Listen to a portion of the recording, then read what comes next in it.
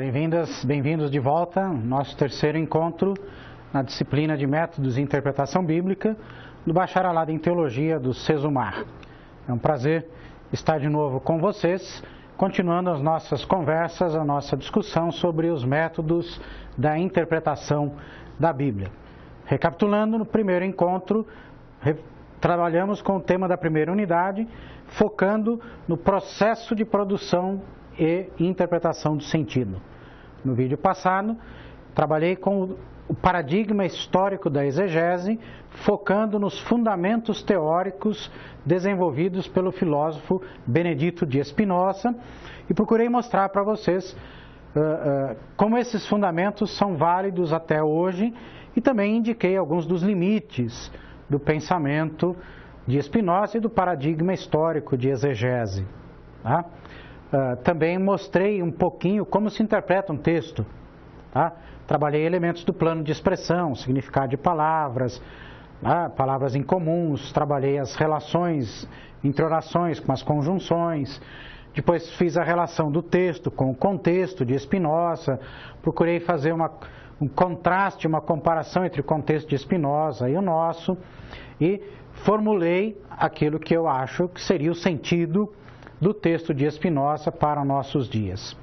Bem, hoje o nosso foco recairá sobre a hermenêutica contextual. Vejam bem, nos textos que você leu, nessas três primeiras unidades, você viu que existe uma história da interpretação da Bíblia. Essa história começa na própria Bíblia. Os autores bíblicos já interpretaram textos que vieram fazer parte da Bíblia, assim como interpretaram outros textos que não fazem parte da Bíblia. Então, a história da interpretação começa dentro da própria Bíblia e vai ao longo da história da igreja, do judaísmo, depois do islamismo também. E até hoje, essa história continua. Nós dedicamos no texto algum tempo para falar dos métodos anteriores ao período moderno e focamos principalmente na segunda unidade no paradigma histórico, que é também a teoria moderna de interpretação da Escritura. Agora nós vamos trabalhar a hermenêutica contextual, que é o paradigma principal da hermenêutica no século XX. A aula passada eu mencionei para vocês um filósofo alemão, Gadamer, autor daquele livro Verdade e Método, publicado em português pela editora Vozes. Gadamer foi um dos pioneiros na definição deste modelo de hermenêutica que nós hoje chamamos de hermenêutica contextual. Ele não usava esses termos, porém ele definiu o processo de interpretação do texto como um processo de fusão de horizontes. Veja, o horizonte do texto e o horizonte do intérprete, ou seja, o contexto do texto e o contexto do intérprete. Para ele, a interpretação era um processo de fusão, de diálogo entre o horizonte do texto e o horizonte do intérprete. A partir de Gadamer é que, na América Latina, autores como René Padilha, Juan Stam, Milton Schwantes, Carlos Mesters, Angela Gorgulho, enfim, vários outros autores e autoras desenvolveram os métodos contextuais, tanto o evangélico quanto o sociológico, a hermenêutica contextual antropológica, cultural, e a hermenêutica contextual sociológica, que estão descritos na unidade 3 do nosso livro texto. O que eu quero trabalhar com vocês neste vídeo é o que eu chamo então de pontos salientes da hermenêutica contextual. Ou seja, eu vou trabalhar aspectos que estão presentes, tanto na hermenêutica contextual evangélica, quanto na hermenêutica contextual sociológica, tanto nos trabalhos evangelicais, quanto nos trabalhos católico-protestantes ecumênicos. É claro, o texto mostra as diferenças entre esses métodos, entre essas abordagens. O que eu quero destacar para vocês hoje são as semelhanças, são as coincidências, são os elementos que devem estar, a meu modo de ver, presentes em qualquer trabalho de interpretação de texto bíblico. Estes pontos salientes, a meu modo de ver, são parte da interpretação da Bíblia, seja qual for nossa teoria, seja qual for nosso método. Tá?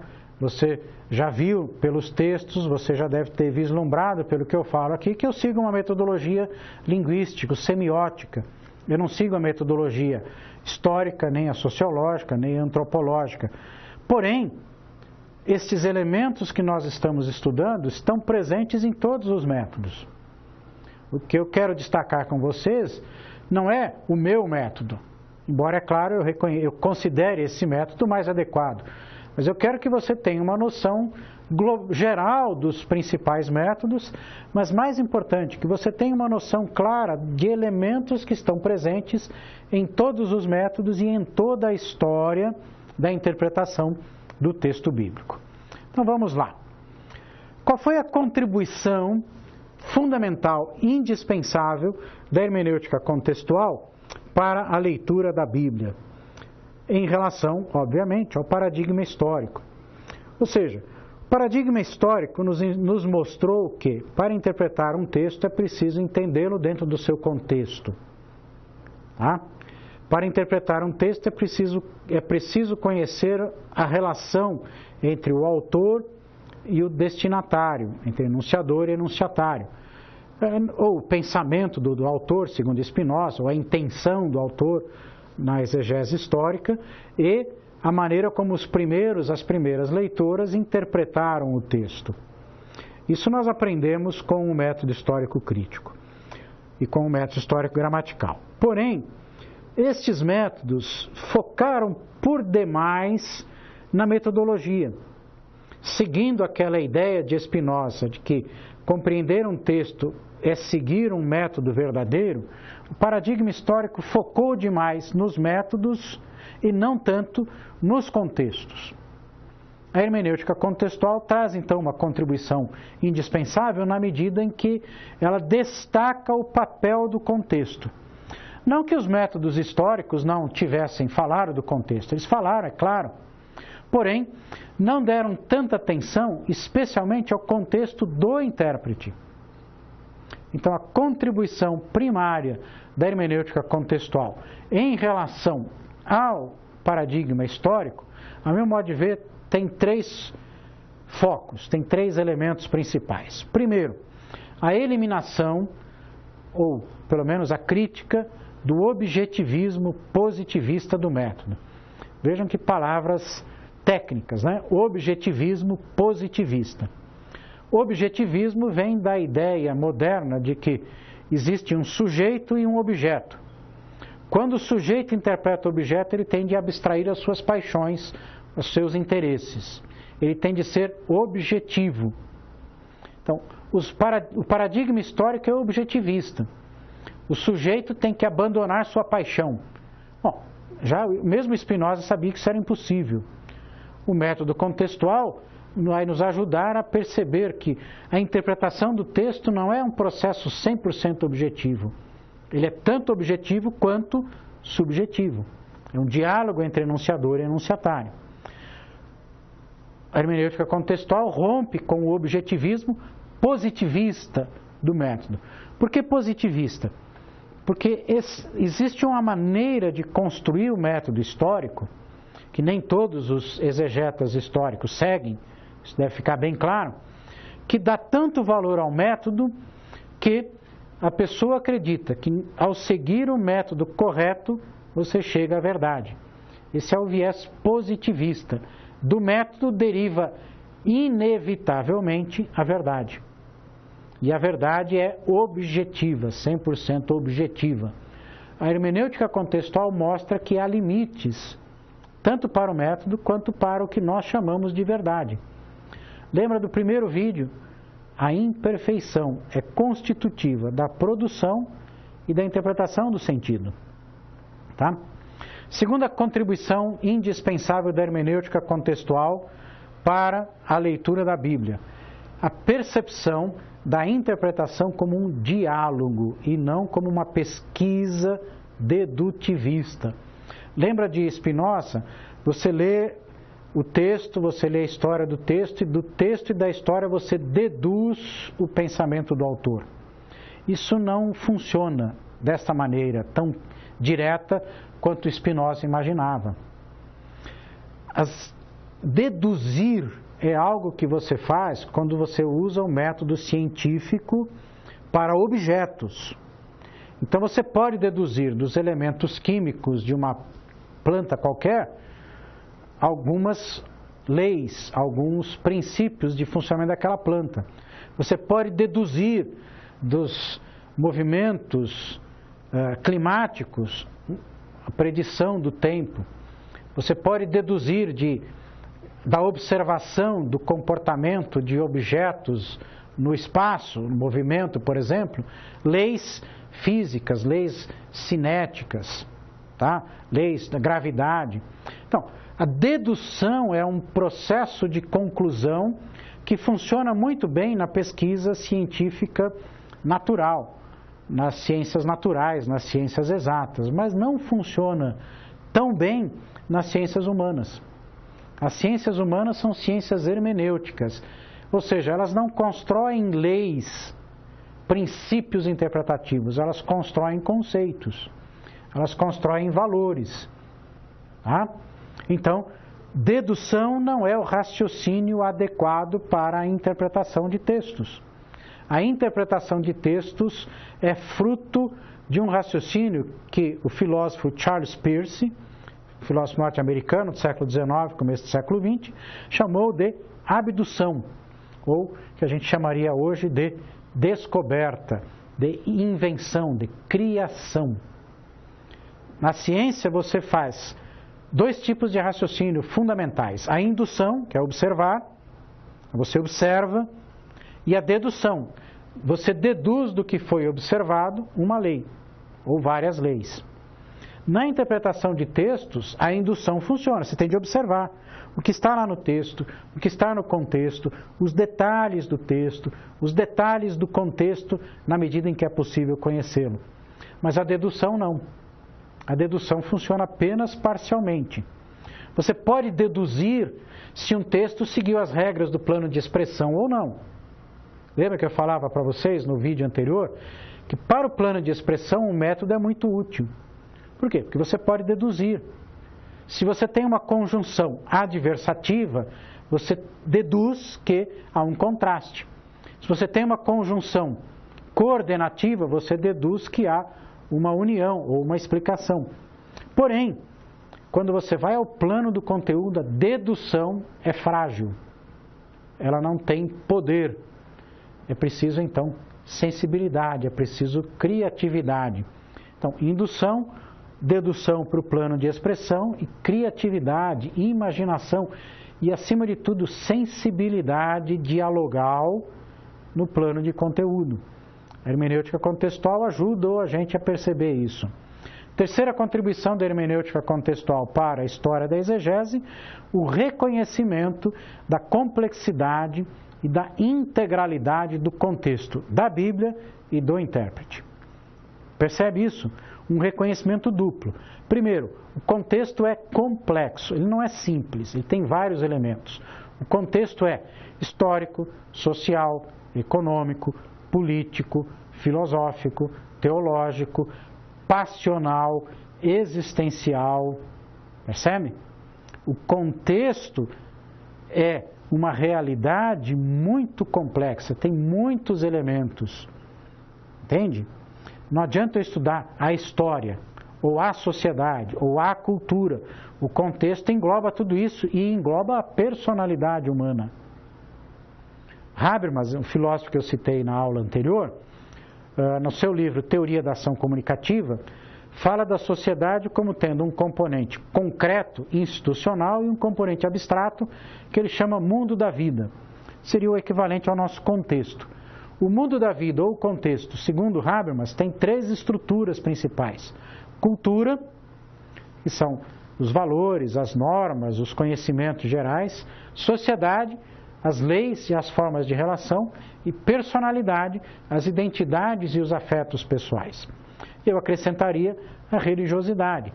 São as diferentes maneiras do ser humano dar sentido ao que transcende a história, ao que transcende a vida vivida no cotidiano. O que importa é o contexto, tanto do tempo bíblico quanto do intérprete, é complexo, ele tem várias dimensões. E ele precisa ser estudado na sua integralidade. Se você quer entender um texto bíblico, não basta saber apenas como era a economia, como era a política. Você tem de prestar atenção nas paixões, nas identidades humanas. Você tem de prestar atenção nos modos de relação das pessoas. Você tem de prestar atenção aos valores culturais, aos ritos, aos hábitos de convivência. Tudo isso está presente no texto, de uma forma mais clara ou menos clara, nas linhas ou nas entrelinhas, como a gente costuma dizer. Por isso você precisa interpretar. A interpretação é necessária por quê? Porque muito do sentido do texto está na entrelinha. A linha é fácil de ver, está escrito ali, a entrelinha é o que você não vê. Para isso você precisa do método, da sensibilidade, da paixão pelo texto. Vamos avançar. A principal contribuição metodológica da hermenêutica contextual é, obviamente, o conceito de contexto. E aqui é interessante porque a hermenêutica contextual não desenvolveu, não aprofundou a noção de contexto. Ela falou da complexidade, falou da integralidade do contexto, mas não trabalhou a ideia, o conceito propriamente dito de contexto. É na linguística que nós vamos ter uma reflexão teórica profunda sobre o que é contexto. Por incrível que pareça, para muitas pessoas, a linguística é a ciência no século XX e século XXI que mais se especializou em estudar o contexto. Por quê? Porque para a linguística o contexto é uma realidade textual. Preste atenção aí à definição de contexto que eu vou citar de uma linguista brasileira chamada Ingeborg Koch, professora na Universidade Estadual de Campinas. Daqui a pouco vai aparecer aí na sua tela o slide com a citação. Por ora, acompanhe a minha fala. Eu estou citando, então, o texto desta linguista e professora brasileira. O contexto, da forma como é hoje entendido no interior da linguística textual, abrange, portanto, não só o cotexto, como a situação de interação imediata, a situação mediata, o entorno sociopolítico-cultural, e também o contexto sociocognitivo dos interlocutores, que, na verdade, subsume os demais. Vejam, deixa eu avançar aqui o slide. Presta atenção agora nesse slide que está colocado aqui na sua tela. O que é o contexto? O contexto é o produto final de 4 elementos que se relacionam permanentemente. Primeiro, o cotexto, ou seja, o contexto é uma realidade textual, ele não está fora do texto. Então, cotexto é o conjunto do texto que você está lendo. E é o conjunto de todos os textos que, de uma forma ou de outra, estão presentes no texto que você está lendo. Por exemplo, se você vai fazer uma monografia, você tem que citar autores, você tem que fazer citações, tem que fazer alusões. Isso tudo é o cotexto. Eu estou dando aula aqui, minha aula é um texto. No meu texto eu estou citando autoras e autores, esse é o cotexto. As 2 primeiras aulas que eu dei nesta disciplina fazem parte do cotexto desta aula, assim como as 3 unidades escritas fazem parte do cotexto desta aula. Percebe? O contexto é produzido, em primeiro lugar, por textos. Em segundo lugar, o contexto é fruto da interação imediata, da situação imediata de interação entre enunciador e enunciatário. No caso dos textos bíblicos, essa interação não existe mais. Já passou. Os textos foram escritos há muito tempo atrás. Então ela não existe mais. Porém, na interpretação, nós temos de tentar reconstruir esta situação. É difícil. Em alguns casos é praticamente impossível, mas há necessidade de tentarmos chegar lá. Para entender, por exemplo, as cartas, seja de Paulo, de João, de Pedro, de Tiago, seja quais forem, para entender uma carta, você tem que entender essa interação imediata. né? Outros estilos, outros gêneros literários, nem tanto, mas de um modo geral, para qualquer texto, a interação imediata entre enunciador e enunciatários faz parte do contexto. Quanto mais distante o texto está de nós no tempo e no espaço, mais difícil é reconstruir esta situação de interação imediata. Terceiro elemento do contexto é a situação mediata, ou seja, a vida social como um todo. As instituições sociais, as políticas, as religiosas, os costumes culturais, os hábitos, as normas de convivência, etc. Essa situação mediata é aquilo que na hermenêutica contextual geralmente se chama de contexto. Tá? Então, o que a hermenêutica contextual chama de contexto, a linguística textual chama de situação mediata. O quarto elemento do contexto é o contexto social ou a cognição social, ou seja, o conjunto de saberes que faz parte de uma determinada sociedade. Eu volto ali à citação da Ingedore Koch, que ela explica a cognição social. Presta atenção, se o slide aparecer aí na tela, você acompanha, se não, presta atenção à minha leitura. A cognição social engloba todos os tipos de conhecimentos arquivados na memória dos actantes, dos atores sociais, que necessitam ser mobilizados por ocasião do intercâmbio verbal.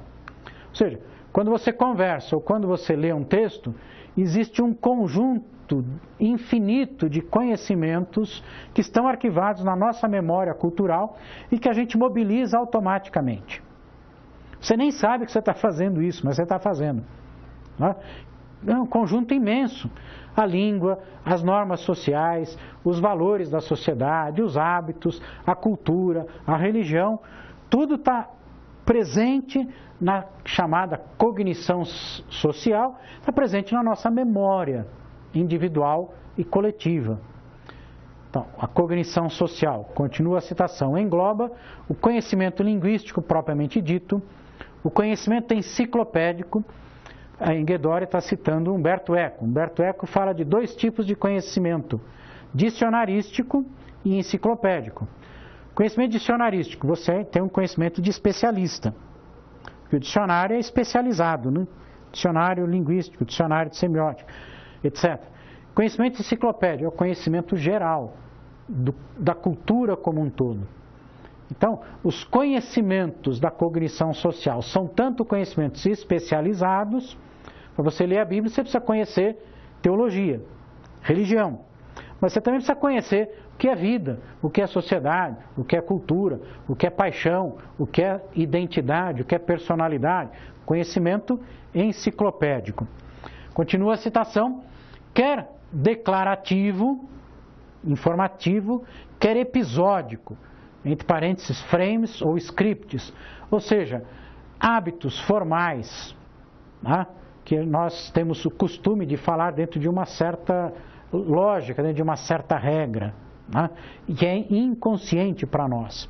A cognição social também engloba o conhecimento superestrutural, ou seja, os tipos textuais, tá, os vários tipos de texto, o conhecimento estilístico, as várias formas de você trabalhar com a língua, o conhecimento, enfim, sobre os diversos gêneros adequados às diversas práticas sociais, bem como o conhecimento de outros textos que permeiam nossa cultura, a chamada intertextualidade e também interdiscursividade.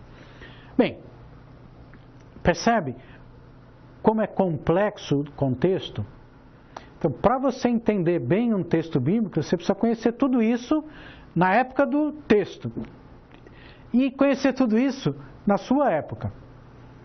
Está vendo como o trabalho exegético é complexo, é complicado, é difícil, demanda muito trabalho, muita disciplina? Porque não basta você ler um texto e achar que você leu e pronto. Esse texto pertence a dois contextos. O contexto da sua época de escrita e o seu contexto, o contexto da nossa época como leitores. Bem, como nós vamos fazer isso? Então, vou dar algumas pistas simples como fazer conhecimento do contexto. Como conhecer especificamente o contexto bíblico? Primeiro, é uma tarefa que se inicia no curso, aqui em teologia, mas deve continuar ao longo de toda a sua vida. Ou seja, você jamais vai parar de estudar o conhecimento do contexto bíblico. Você não pode parar de estudar o contexto bíblico. Se você parar de estudar, você esquece, você desaprende, você fica desatualizado na sua interpretação. Então veja bem, a tarefa da interpretação de texto é complexa, abrangente e vitalícia. Não adianta você pegar o diploma de teologia aqui do Sesumar e achar que você já sabe. Você vai saber o começo. Você tem que continuar toda a sua vida estudando o contexto bíblico. Estudando de que jeito? 3 passos, né? Primeiro passo, ler e reler toda a Escritura. Lembra? Contexto é cotexto. Se você quer conhecer o contexto bíblico, você tem que conhecer a Bíblia. Ler e reler sem parar, ao ponto de você ser capaz de memorizar as principais ideias, os principais temas, os principais vocábulos, as principais situações que estão presentes na Escritura. Tá? Nesses 30 e poucos anos de trabalho como professor de exegese em faculdades de teologia, a coisa que mais me chama a atenção é a ignorância em relação à Escritura que eu tenho percebido nos últimos anos, né? Ou seja, os estudantes de teologia vêm para a faculdade conhecendo cada vez menos a Bíblia. E fica difícil, então, fazer exegese. Se você quer ser uma boa exegeta, você precisa conhecer bem a Bíblia. Né? Isso é o beabá. Se você não conhecer bem a Bíblia, esquece. Você nunca vai ser um bom intérprete. Você vai fazer aquilo que Spinoza falou. Você vai inventar suas fantasias e pregar fantasia por aí. Agora, se você quer pregar a palavra de Deus, você tem de ler a palavra de Deus. Você pode achar, nossa, mas isso é uma coisa de crente, isso é uma coisa de fundamentalista. Não, é uma coisa acadêmica, realista. Se você quer ser um bom filósofo, tem que estudar filosofia. Ninguém será um bom filósofo se não ler filosofia até o último dia da sua vida. Ninguém vai ser um bom filósofo se não estudar Aristóteles, Platão e etc.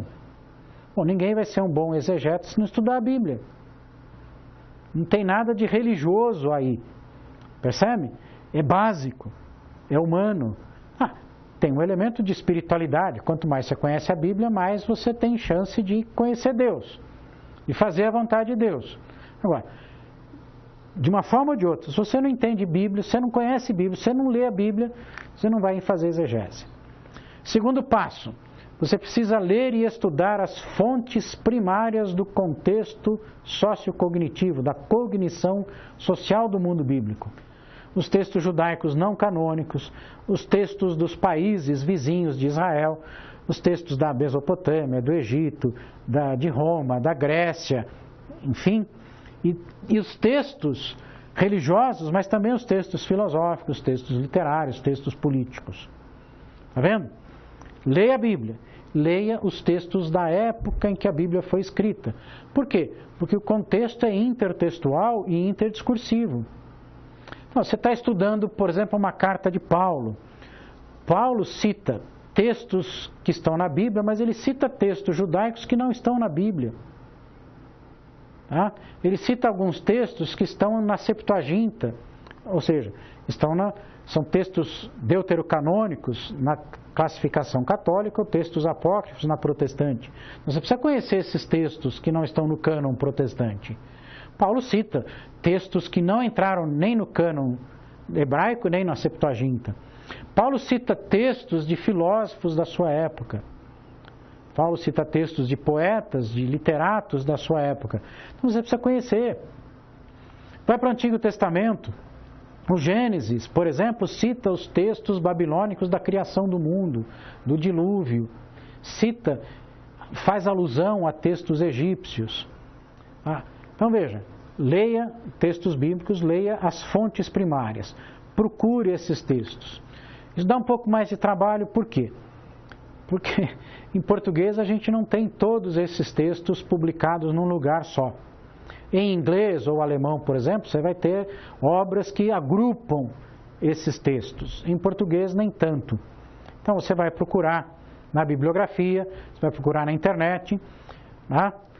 Onde você encontra esses textos, tá bom? Então, edições paulinas, a Paulus, por exemplo, tem uma coleção de documentos do mundo da Bíblia. Existem em editoras não religiosas coletâneas de documentos históricos de tempos antigos. Existem sites na internet que têm traduções para o português, o espanhol, de textos do mundo antigo, do Egito, da Assíria.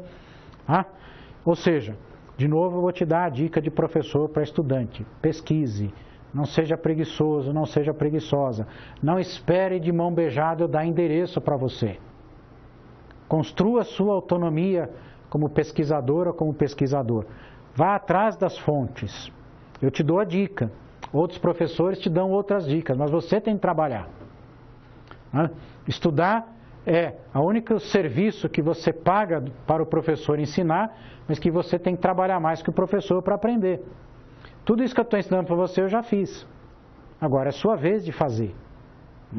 Lá no meu computador, no meu programa de busca na internet, eu tenho os favoritos, tenho algumas centenas de sites que têm os textos, as fontes primárias do mundo antigo. É a sua vez de fazer também a sua lista. Terceiro passo que você precisa dar para conhecer o contexto bíblico é a pesquisa bibliográfica. Ou seja, pesquisadores na história, na teologia, na antropologia, na literatura, têm escrito muito sobre o mundo do Antigo Oriente, o mundo da antiga Grécia e Roma. Então leia, faça pesquisa bibliográfica, permaneça atualizado na pesquisa bibliográfica.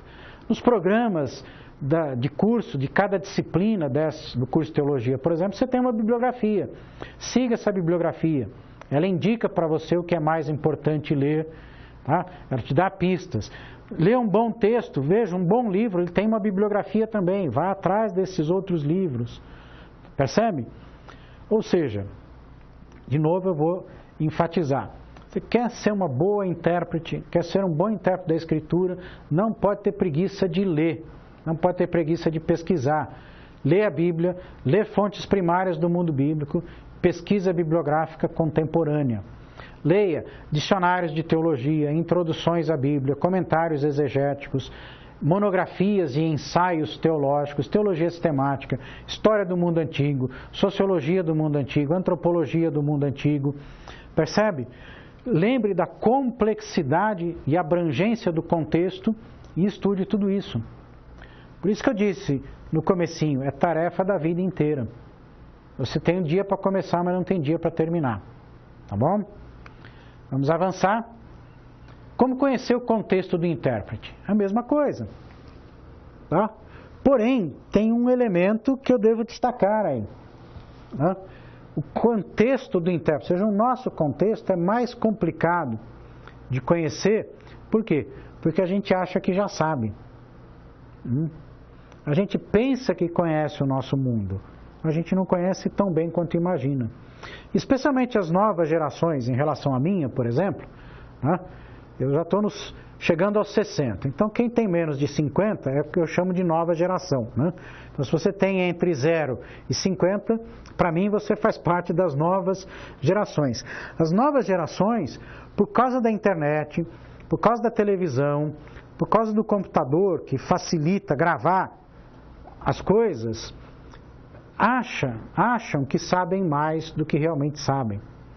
Porque você ter um texto lá no seu computador não quer dizer que você sabe. O fato de eu ter lá no meu computador 10, 15 mil artigos, não quer dizer que eu conheça tudo aquilo, eu preciso ler tudo aquilo. Assim é em relação ao nosso mundo. A gente ouve muito noticiário, a gente lê muita coisa, a gente ouve muita coisa, a gente conversa, as redes sociais discutem muito. A gente pensa que sabe bem como funciona o nosso mundo. É um grande engano. Isso é apenas informação, não é conhecimento ainda. É preciso ir além da informação e desenvolver um conhecimento crítico do nosso mundo. Então, quais são os passos metodológicos? Também são 4 passos que você tem aí no slide. Primeiro passo, uma atitude de permanente inquirição sobre o nosso próprio lugar e nosso próprio mundo da vida, que é pressuposto por nós. Então, não pense que você sabe como é que funciona o seu mundo. Pergunte tempo todo, quem sou eu, onde eu estou, como funciona o meu mundo, como funciona a minha cultura, como funciona a sociedade, como funciona a ciência e assim por diante. Segundo passo, uma observação crítica e atenta dos saberes e modos de viver produzidos em nosso tempo. Nós vivemos numa época em que há múltiplas mídias para conhecer texto, mídia textual, mídia televisiva, mídia de rádio, mídia impressa, mídia multimídia do computador, da internet, realidade virtual. Gente, hoje os modos de construir saber, os modos de construir formas de vivência, estilos de vida, os modos de difundir são muito amplos. Então, observe crítica e atentamente. Terceiro, participe de modo ativo na vida cidadã da sua sociedade. Participe como cidadão, como cristão, como cristã, como ser humano na vida da sua sociedade. Viva os valores da fé cristã para você poder entender a Bíblia e entender o seu contexto. Ou os valores da sua religião, caso você não seja cristão. A participação ética na cidadania, na vida em geral, é indispensável para você conhecer o seu mundo. Sentado em casa, assistindo o noticiário e trocando mensagens no chat, ou no Facebook, ou no Twitter, não vai fazer de você um cidadão, uma cidadã. Participe na vida pública e participe na vida privada, nos contextos das interações imediatas da vida, na família, na igreja, no bairro, percebe? Seja cidadão, seja cidadã, viva os valores da sua fé, da sua consciência religiosa e humana. E quarto passo, para você conhecer o nosso contexto, é a pesquisa bibliográfica sobre o nosso mundo, sobre a nossa época. Mantenha-se também permanentemente atualizado na leitura sobre o nosso mundo. Muito bem. Deu uma coceirinha aqui.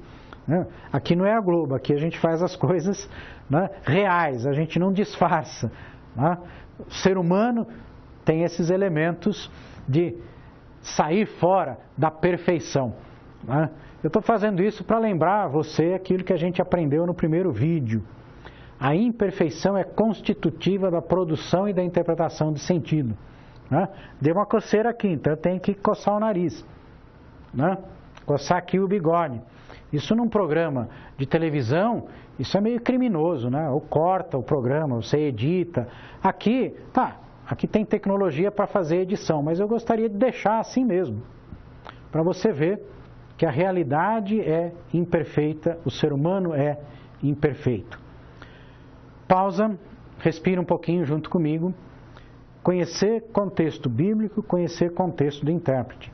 Tarefa para a vida inteira. Tarefa complexa, porque envolve você conhecer textos, envolve você conhecer formas de relacionamento imediatas, envolve você conhecer estruturas sociais, envolve você conhecer o volume imenso de saberes e modos de vida que a humanidade produziu ao longo de sua história.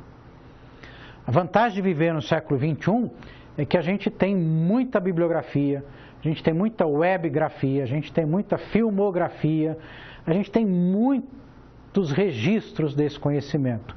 A desvantagem é que é conhecimento demais, ninguém vai conseguir conhecer tudo.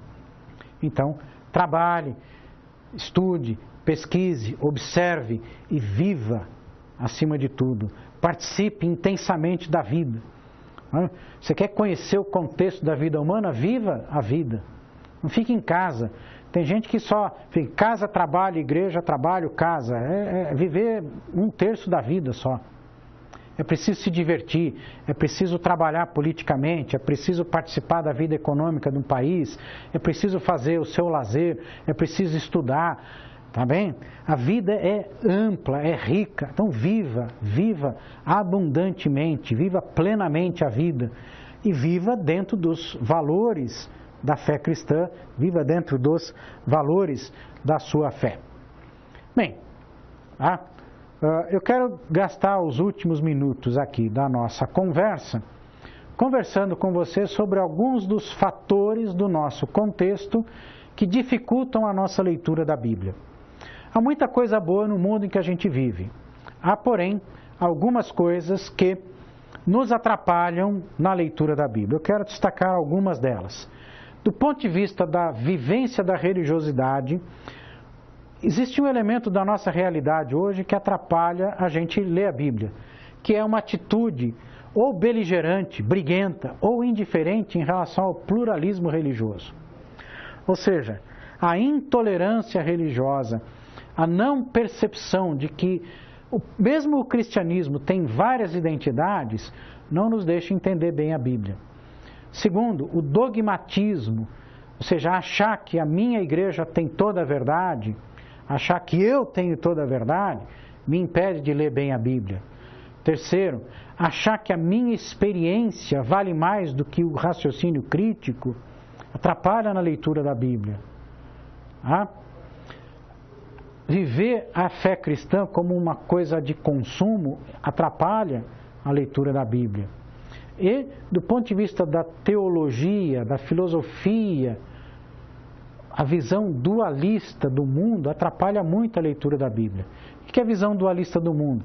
É a gente achar que a matéria é ruim e o espírito é bom, que o corpo é mau e a alma é boa. Lute contra isso. Você tem o curso todo de teologia para aprender melhor o que é esse dualismo e como vencê-lo. Mas lute contra isso. Então presta atenção. A nossa experiência de vida religiosa no século XXI tem elementos que ajudam, mas tem elementos que atrapalham na interpretação da Bíblia. Especialmente a intolerância e o dogmatismo. Tá? Eu vou frisar esses dois pontos. A religião é uma realidade plural na nossa época e era plural na época da própria Bíblia. Se eu não tenho sensibilidade com essa pluralidade, eu não vou entender o texto bíblico. Sensibilidade não quer dizer que você aceita tudo como verdade. Não. Você tem a sua religião, defenda a sua fé, seja crítico, seja firme na sua fé, mas não seja intolerante. Reconheça o valor das outras religiões, reconheça a humanidade das pessoas que são adeptas de outras religiões ou mesmo de nenhuma religião. Seja tolerante como foi Jesus, amou todas as pessoas. Jesus morreu por todos os pecadores. Jesus ensinou a todas as pessoas, ele não fez acepção de pessoas, não faça você também. Segundo, evite o dogmatismo, seja da sua igreja, seja da sua ideia, da sua vida. Ninguém sabe tudo, ninguém tem toda a verdade. Intolerância e dogmatismo impedem a gente de entender a Bíblia. Fuja delas. Do ponto de vista da cultura, num sentido mais amplo, há algumas questões, algumas práticas atuais que dificultam e que atrapalham a leitura da Bíblia. Primeiro, o individualismo. Um individualismo egoísta. A gente achar que só tem direitos e não tem responsabilidades. Na Bíblia nós aprendemos direitos e responsabilidades. Se você é individualista e egoísta, você não vai entender a Bíblia. Por quê?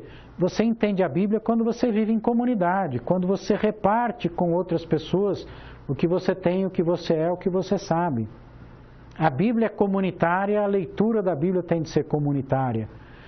Você como indivíduo tem valor, mas o individualismo é um pecado. Ser indivíduo, lutar pelos seus direitos é legítimo. Não lutar pelos direitos do outro é egoísmo. Defender o seu e não defender o outro é egoísmo, é não seguir o exemplo de Jesus. Segundo hábito do nosso mundo que atrapalha a nossa leitura da Bíblia é o consumismo.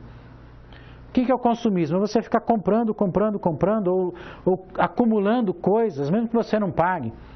Você consome programa de televisão, você consome videoclipe, consome música, consome site de internet, consome experiências religiosas. Para você ser um bom leitor, uma boa leitura da Bíblia, você não pode ficar acumulando coisa demais. Você precisa trabalhar o detalhe, você precisa repetir. Lê a mesma coisa muitas vezes, lê o mesmo texto da Bíblia muitas vezes. Lembra do Spinoza? Não fique procurando cada vez novas interpretações, novidade o tempo todo. Não, aprenda o equilíbrio entre a tradição e a inovação, entre o velho e o novo. Um terceiro elemento do nosso contexto que atrapalha a leitura da Bíblia é a falta de compromisso ético. A falta de compromisso com a justiça pessoal e social. Né? Tem gente que até tem um compromisso com uma religião, com uma causa social qualquer. Isso é bom, é útil, mas é preciso ir além disso, é preciso ter um compromisso com a justiça para todo mundo. Veja, um compromisso ético com toda a criação de Deus. Deus amou o mundo de tal maneira que deu o seu Filho. E não amou meia dúzia, Ele amou toda a sua criação. Em Romanos, Paulo diz que toda a criação geme, aguardando a redenção dos filhos de Deus, para ser ela também redimida. Então, nós precisamos de um compromisso integral de justiça para com tudo que existe. Justiça política, econômica, social, religiosa, ecológica, intelectual, cognitiva. Percebe? Se nós não temos um compromisso ético abrangente, nós não conseguimos entender bem a Bíblia. Eu volto lá ao Spinoza. Por que o pessoal não entendia a Bíblia na opinião de Spinoza? Porque não vivia os valores da Bíblia. Para nós também é assim. O que atrapalha muito em nosso contexto hoje é a confusão entre o engajamento numa causa específica e a luta pela justiça como um todo. Muitos de nós nos engajamos em causas particulares, mas é preciso ir além da causa particular e lutar pelo bem de toda a criação. Uma atitude muito comum na visão política do brasileiro, que atrapalha na leitura da Bíblia, é o que os sociólogos chamam de messianismo milenarista. Vem da história do Brasil, vem do sebastianismo, que já nasceu lá em Portugal, a ideia de que o rei Dom Sebastião seria o salvador da pátria. Essa ideia de um salvador da pátria é terrível, porque a gente fica achando que a vida se resolve a partir do herói, da heroína. A gente fica esperando um presidente, um governador, um prefeito, algum artista ou futebolista, seja quem for, a gente fica esperando os heróis. A justiça não acontece no trabalho de heróis. Não tem Batman, Super-Homem, Super-Lula, não tem ninguém que vai resolver os problemas humanos sozinho. Todos participamos da criação dos problemas e todos temos de participar da solução dos problemas. Se nós seguimos essa ideia muito forte da cultura brasileira, de que alguém vai resolver, de que alguém vai ser escolhido por Deus, de que alguém vai fazer as coisas andarem no lugar certo, a gente não vai entender a Bíblia. Por quê? Porque a gente vai pensar que Deus é esse alguém. Deus não é alguém que resolve os problemas. Não adianta você ficar achando que você não tem emprego, você vai orar e Deus vai estalar o dedo dele e o emprego vai cair na sua mão. Não, Deus vai ajudar, mas você tem que procurar emprego. Você tem de se qualificar. Você tem de pedir ajuda para outras pessoas. Não? Você quer emprego, não adianta sentar, orar e ficar de braço cruzado em casa. Ora e vai à luta. Vai ao cine, pega anúncio de jornal, vai lá, se inscreve em sites de emprego na internet. Se qualifique. Percebe? Deus não vai fazer no seu lugar aquilo que você tem de fazer. Deus não é o solucionador de problemas. Ele não é o gênio da lâmpada maravilhosa. Deus faz as coisas com você. E acima de tudo, Ele te dá a força para resolver os problemas. A energia, o poder para resolver a vida. Recebereis poder ao descer o Espírito Santo sobre vós. Para você viver a vida. Para você dar fruto no Espírito. Para você ter dons. Então, não acredite que alguém vai resolver os problemas. Você resolve. Em comunidade, em parceria. Muito bem. O meu foco hoje era hermenêutica contextual. Como conhecer o contexto bíblico, como conhecer o contexto do intérprete. A complexidade do contexto, a abrangência do contexto, a vitalicidade do estudo do contexto. Acima de tudo, para ser um bom intérprete, para ser uma boa intérprete da Bíblia, viva a sua fé cristã ou sua fé religiosa não cristã ou a sua fé não religiosa.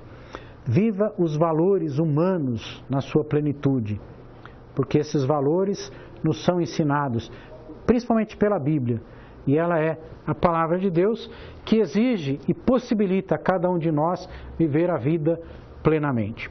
Obrigado pela sua atenção, até o nosso próximo encontro e Deus te abençoe.